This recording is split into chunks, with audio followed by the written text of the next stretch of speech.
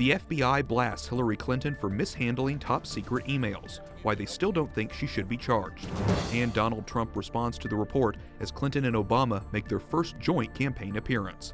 The Pope prays for peace. The Holy Father responds to a series of terror attacks and the ongoing war in Syria. And student found dead, who's suspected of killing an American who recently arrived in Rome. Those stories and more on EWTN News Nightly for Tuesday, July 5th, 2016.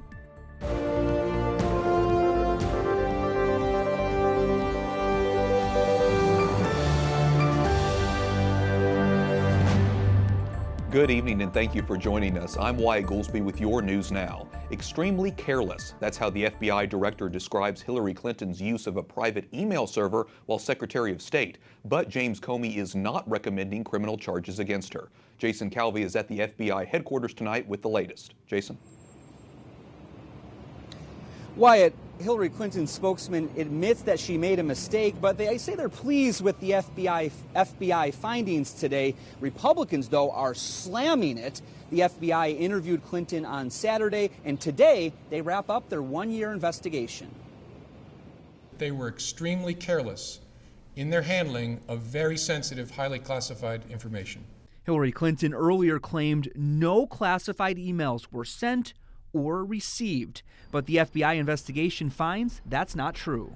110 emails in 52 email chains have been determined by the owning agency to contain classified information at the time they were sent or received. It's a felony to mishandle classified information intentionally or in a very negligent way. But today, FBI Director James Comey suggests no charges should be filed against Clinton.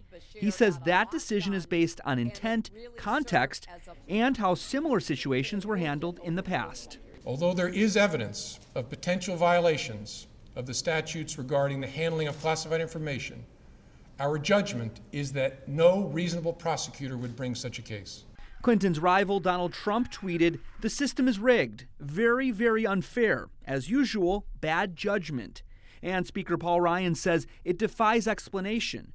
No one should be above the law. The American people will reject this troubling pattern of dishonesty and poor judgment. Clinton previously said she turned over all her work emails. She did turn over 30,000 to the State Department in 2014, but the FBI discovered thousands more. We found no evidence that any of the additional work-related emails were intentionally deleted in an effort to conceal them in some way. And what about the concern that U.S. enemies could have hacked into Clinton's email and discovered U.S. secrets? We do assess that hostile actors gained access to the private commercial email accounts of people with whom Secretary Clinton was in regular contact. The FBI findings are now handed over to the prosecutors at the Department of Justice. Last week, the Attorney General said she would follow the recommendations of the FBI as well as senior prosecutors. Wyatt? Jason Calvi reporting from the FBI headquarters. Thanks, Jason.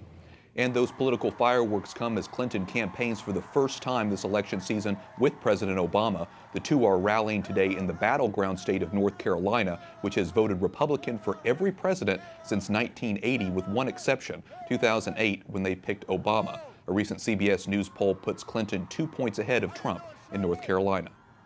Donald Trump has not announced his pick for vice president, but has several names keep surfacing. Many are considered Washington insiders who could help push his agenda through Congress. Last week, we mentioned New Jersey Governor Chris Christie and former House Speaker Newt Gingrich. Other names include Tennessee Governor Bob Corker, the chairman of the Senate Foreign Relations Committee, Alabama Senator Jeff Sessions, the first senator to endorse Trump's presidential bid, Iowa Senator Joni Ernst, state's first congresswoman, and Indiana Governor Mike Pence, a former House member who met with Trump over the weekend. We really had a great time. They couldn't have been more gracious, and we'll always count it a privilege that we were able to spend time as a family with a family that we truly hope is the first family of the United States. Trump plans to campaign with Senator Corker and Newt Gingrich this week as he works to narrow his potential picks. And other stories our EWTN News Nightly team is covering in today's world. Investigators reveal new information about the Egypt airplane that crashed into the Mediterranean Sea. They say the pilots tried to extinguish a fire on board the jet. That fits with the information from the flight data recorder that showed heat, fire, and smoke around a bathroom and avionics area. The crash of the flight from Paris to Cairo killed all 66 people on board. Investigators say they're considering all possible theories, including terrorism. Iraq's interior minister resigns in the wake of an ISIS truck bomb that ripped through a commercial district in Baghdad. The death toll has now reached 215. It's the worst attack in Iraqi capital in more than a decade. Hundreds of people lead a funeral procession for one of the victims of the deadly suicide bombing as rescue teams search for remains of those killed in Sunday's attack. The blast struck after midnight when the neighborhood was bustling with people breaking their daylight fast during the Muslim holy month of Ramadan. ISIS has claimed responsibility. A smoking pile of rubble now marks the site. The attack has put pressure on the Iraqi government, with the prime minister ordering new security measures and the interior minister resigning over concerns about a lack of security coordination. Authorities in Saudi Arabia also suspect ISIS of carrying out 3 suicide bombings, which killed 4 people Monday, all in less than 24 hours. One of the attacks was in Medina, a major city in Islam, because that's where Muhammad is buried. And the family of a young Indian man says goodbye after his death in Friday's attack on a cafe in the capital of Bangladesh. A multinational crowd was dining when terrorists invaded the restaurant in a diplomatic zone. The attackers took hostages and exchanged gunfire with police until soldiers moved in and killed the militants. 21 people were killed, along with 2 police officers. ISIS has claimed responsibility, but authorities in Bangladesh believe this to be homegrown terrorism. Pope Francis says he's praying for the terror attack victims. The Holy Father also released a video message joining Caritas International in praying for peace in Syria, which has been at war for 5 years. The Holy Father says he's sad to think about the unspeakable suffering in Syria and the discrimination facing Christian communities. He says we should pray for peace and a more just society. La pace in Siria è possibile. The Pope also says there is no military solution for Syria, only a political solution, and the international community must support peace talks and the free flow of humanitarian aid. Italian police detain a homeless man following the death of a 19-year-old American student in Rome. The body of Bo Solomon, a student from Spring Green, Wisconsin, was found in the Tiber River on Monday. Solomon was last seen early Friday morning at a pub. He had arrived in Rome a few hours earlier for an exchange program at John Cabot University. His friends supported Solomon missing after he didn't show up for orientation Friday morning. The suspect is a 40-year-old man from Rome. Our Rome producer Mary Shevlin joins us now. Mary, do the police know how Bo Solomon died?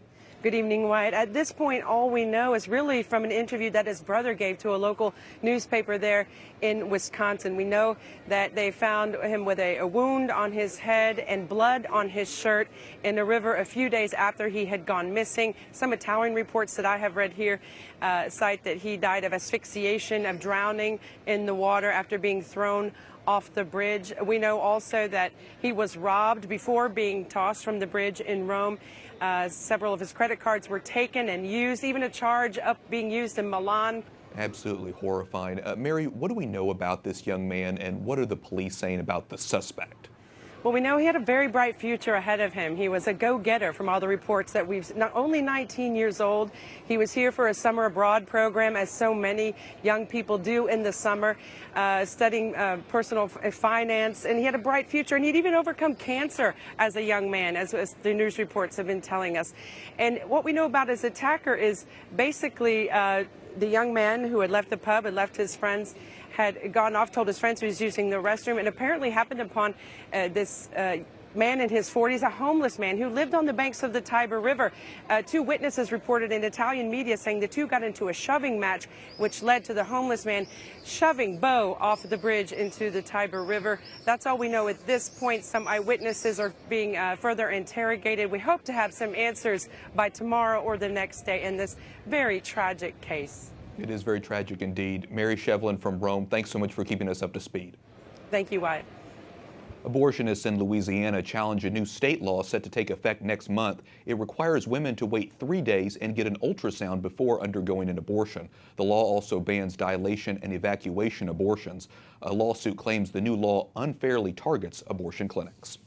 A former Planned Parenthood director says she has documents that show Texas failed to regulate abortion clinics. Abby Johnson will release a series of inspection reports as part of the Not Over campaign. This follows the Supreme Court's decision last week to strike down a pro-life Texas law. Abby Johnson joins us now from Austin, Texas via Skype. She's a former Planned Parenthood director turned pro-life advocate. Abby, what do you claim these inspections reports prove exactly? Well, we're going to be releasing about 12 inspection reports that, for the most part, have never been seen before by the public. The Supreme Court did have access to them, but chose to ignore them. It's going to be showing that with the current regulations that are in place, they are not able to keep women safe who are walking into their facilities. So clearly there needs to be an additional layer of regulations just to protect women who are walking in their doors. As someone who's worked in the abortion industry, what kind of insight do you have about conditions of abortion clinics? Well, what we see from these inspection reports and from what I have seen personally is that, they have a hard time keeping instruments sterilized. These are instruments that are being used woman to woman. They have a hard time training staff, keeping competent staff in the facilities, having trained medical personnel available for women if there is a complication, just basic infection protocols to ensure that women aren't contracting hepatitis or HIV whenever they have procedures in their facilities. These are very serious things that are taking place inside of the abortion industry. And noting all these problems, you've launched a White House petition. What's the goal there?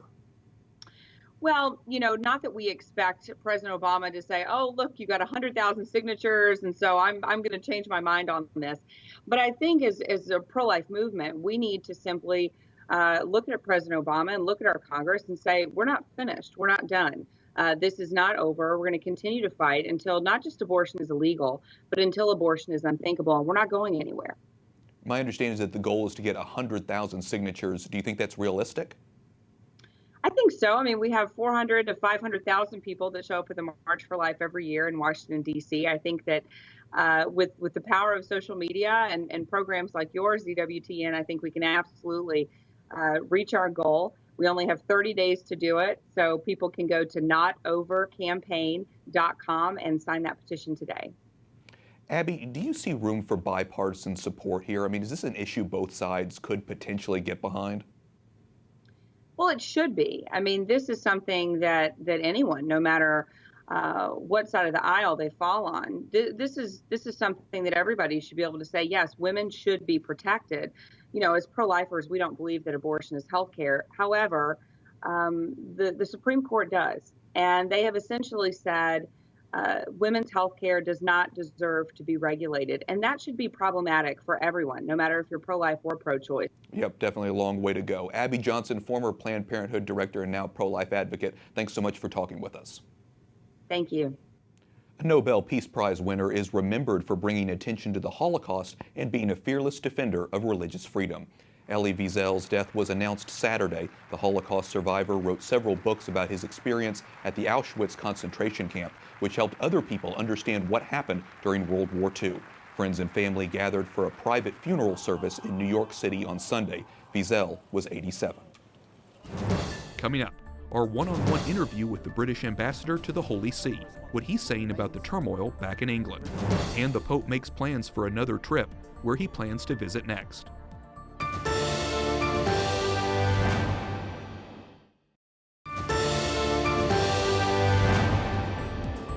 Thank you for joining us this evening. I'm Wyatt Goolsby. The Holy Father is scheduled to visit Assisi, the birthplace of the Italian saint who inspired his name, early next month. The last time Pope Francis visited the Italian hill town was in 2013. Vatican Radio says the upcoming trip will be a private pilgrimage to the tiny chapel St. Francis built and where he founded the Franciscan order 800 years ago. During the afternoon visit, Pope Francis will pray inside the famous chapel, highlighting the anniversary and its significance in the Year of Mercy. The British ambassador to the Holy See says the Vatican's perspective is helpful when it comes to the United Kingdom's decision to leave the European Union. Nigel Baker sat down with News Nightly's Mary Shevlin as he completes his appointment in Rome. You're heading home to a different Britain or United Kingdom at a crossroads right now. It's after the Brexit decision. How do you think, I know relations between Great Britain and the Holy See won't necessarily be affected by this, but what do you make of the decision? Yeah, I mean, Pope Francis has commented on the vote, the referendum vote. I think what he said was actually very important. First of all, he said, this is the will of the people. Pope Francis, I think, really understands that the democratic process, and he also understands that governments need to listen to what the people say. So he, in a sense, as Prime Minister David Cameron said, this is essentially an instruction of the British people. It's up to government and up to people like me to respond to that in a responsible way. And then he added that, that bigger picture, the classic sort of Holy See, let's look a little bit more widely. He said, and it requires great responsibility, both to ensure that the United Kingdom goes forward and that Europe goes forward in a stable way, in ways that benefit both UK and Europe. Then he also said, I think it was on the plane coming back from Armenia, he was again asked, and he made the point that you don't have to be members of the same club to be brothers. You can, there are all sorts of ways of having a relationship. It's important to maintain those relationships. Let's not lose the contacts that we have. But above all, let's go forward, keep looking forwards. Let's not worry about the spilt milk of the past with dynamism and creativity. I think that's what he's looking for from Europe. That's what he's looking for from the UK. And he's very clear that Europe isn't just the European Union. Many European countries are members of the European Union. There are also countries that are not members of the European Union. It's a co-responsibility, and remains so, for Britain and the European Union to ensure the positive development economically, in terms of peace and conflict, culturally, of our continent. So the Vatican takes that longer view, and I think Pope Francis understands that very much. A verdict in the so-called VatiLeaks trial could come as early as tomorrow or Thursday. 3 people are accused of leaking confidential documents to 2 journalists who then published books about Vatican greed and mismanagement. One of the defendants, Francesca Ciacqui, is bringing her newborn baby to court. She faces the stiffest sentence. Prosecutors recommend she serve 3 years and 9 months. Dr. Matthew Bunson, a theologian, historian, and senior contributor here at EWTN, joins us now. Matthew, do you expect the Vatican to really put these people in jail? Well, the prosecutors are asking, as you saw, about 3-year sentences. That the law under which they're prosecuting these individuals actually has a maximum of 8 years. So I think the prosecutors are arguing that this is sort of a middle ground by way of a sentence. I'd be surprised if the judges impose a full 3 years. I'd look for something a little more lenient than that. But the expectation among Vatican watchers is that Pope Francis will likely commute their sentence as part of the Year of Mercy. It feels like we have been covering this trial for quite a while. Why is this trial taking so long? Why does it not wrap up more quickly? Well, compared to the trial of Paolo Gabrielli, the papal butler in 2012, which was 4 days, this one does seem to be very long. In fact, there you have 5 different defendants, including 2 of the journalists here. So that has to be factored in.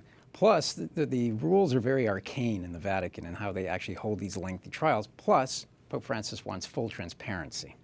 Pope Francis is trying to reform the Vatican. What do you think this trial and perhaps a crackdown in people who leak information say about what Pope Francis is trying to do? Yeah, well, Pope Francis is building on the work that he was given when he was elected Pope.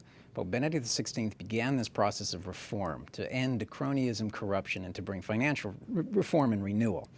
Pope Francis is picking up the reins of that and really driving this process of reform aggressively.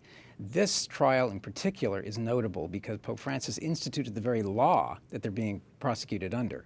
But he also wants to make a point that the 3 of the defendants were part of a commission that was actually established to help bring about financial reform. So Francis is sending a very powerful message here that this sort of behavior is no longer acceptable. It's a brand new era in the Vatican. I know it's a welcome one, even though, like you said, everything in the Vatican seems to move slowly. Yes, Dr. Matthew Bunson, thanks so much for being with us. Great to be with you. Up next, Olympic security. why police officers are so concerned, and trip to Jupiter, the exciting new mission to study our solar system's largest planet.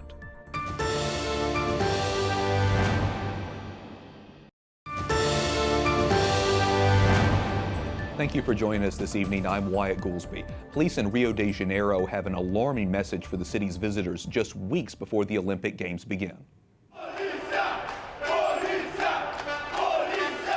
Officers marched to the airport to warn people they won't be able to protect them. They say they haven't been paid in months, and violence is on the rise, with drug dealers running rampant. The police say they can't really protect the public, but they're just putting on a show to make it look like they are.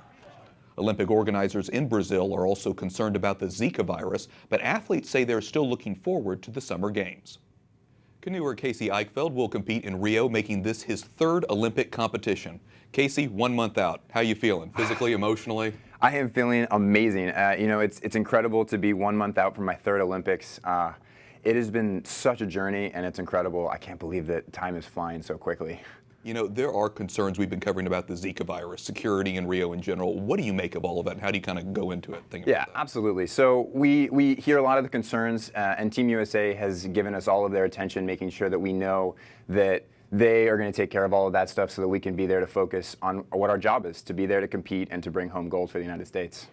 So this will be your third time competing in the U.S. Olympic team. What kind of mental perseverance do you need? I mean, besides all the physical stuff. Mental perseverance or stubbornness? I'm not sure which it is, but it's an incredible sport that I do, and it's just been so much fun throughout the entire time. I can't imagine life without it right now. So I just keep going with it and enjoying it all the way, and turns out I'm actually okay at it. So. And so you're a canoeer, and you partially credit some of your background with being able to dance for your success. Tell me about the physical aspect and how you prepare for that. Absolutely. So I'm actually a classically trained ballet dancer from the ages of 7 to 14, and only stopped because it was starting to clash with my high-level training in canoeing. So. It was a really important part because it gave me a lot of flexibility and balance and strength that are highly required attributes while out on the water. You know, being able to duck and weave and be flexible while maintaining balance on a very unstable whitewater surface. You know, it's a lot of challenge, and so that was a really, really big part of my training. Something that I'm actually looking at pursuing again, just to kind of on a casual basis to maintain those things. So specify the difference for me here between canoeing and kayaking. So a canoe. People typically think of a canoe at camp. Well, very similar. We're kneeling in the boat and we're using a canoe paddle, but our boats look a lot like a kayak in that it has a deck over it and we sit in the center cockpit and have a spray deck to keep the water out. And that's really the gist of it. You know, very similar looking. We just kneel in the boat and use a canoe paddle. For young boys and girls who dream of making it to the Olympics one day, what would be your advice you'd give them? The advice I'd give is find a sport that is fun to you, because if you don't have fun, then it's hard to have passion for it. And then from there, if you're really enjoying it, you just have to put in the hard work to be able to find the motivation to push through those hard days when maybe the training hurt a little bit or maybe you didn't have a great day training. If you can have fun with it and put in that hard work, then the sky's the limit. A little bit of fun, a little bit of hard work, and stubbornness, yes. A little bit of stubbornness. Very good. Bit of stubbornness. Casey Eichfeld with the U.S. Olympic team, thanks for coming in and talking with us today. Thank you so much for having me. It was a pleasure. Cheers at NASA after the Juno spacecraft successfully reaches Jupiter and enters orbit around the planet.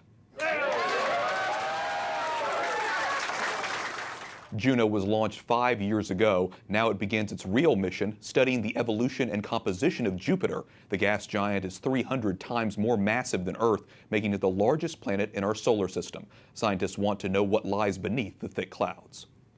It'll give us an idea of how much water and therefore how much oxygen is involved in the composition of the planet. It's going to give us some clues as to whether or not it has a rocky core. Juno will circle Jupiter 37 times over the next 20 months. The mission will end on February 20th, 2018, when Juno is expected to crash into the planet. And we thank you for watching EWTN News Nightly. For the entire team, I'm Wyatt Goolsby. Good night, and God bless.